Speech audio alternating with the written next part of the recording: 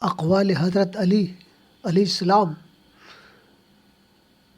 اخلاق وہ چیز ہے جس کی قیمت کچھ نہیں دینی پڑتی، ہاں مگر اس سے ہر انسان خریدا جا سکتا ہے۔ جو تمہارا غصہ برداشت کرے اور ثابت قدم رہے وہ تمہارا سچا دوست ہے۔ جب آپ کچھ بھی نہ کر سکے تو اپنی دعاؤں میں اضافہ کر دیں، کیونکہ اللہ کے سوا کوئی آپ کو کچھ نہیں دے سکتا۔ رشتوں کی خوبصورتی ایک دوسرے کی بات کو برداشت کرنے میں ہے۔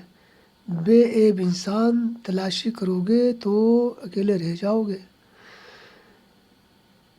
زندگی میں چاہے کتنی بھی خوشیاں ہوں ہمارے پاس، لیکن تب تک خوش نہیں ہو سکتے جب تک ہمارے ساتھ وہ نہیں جس کے ساتھ ہم خوش ہونا چاہتے ہیں۔ اپنے دن کا آغاز صدقہ دینے سے شروع کرو، اس دن تمہاری کوئی دعا رد نہیں کی جائے گی۔ اگر تم سے کوئی ناراض ہے اور اس کو یہ غرور ہے کہ تم ہی اسے مناؤ گے تو تم اس کے غرور کو ٹوٹنے مت دو۔ جب تم کسی کو اکیلا دیکھو تو سمجھ جاؤ کہ وہ سچا انسان ہے، کیونکہ بھیڑ ہمیشہ منافق کے ساتھ ہوتی ہے۔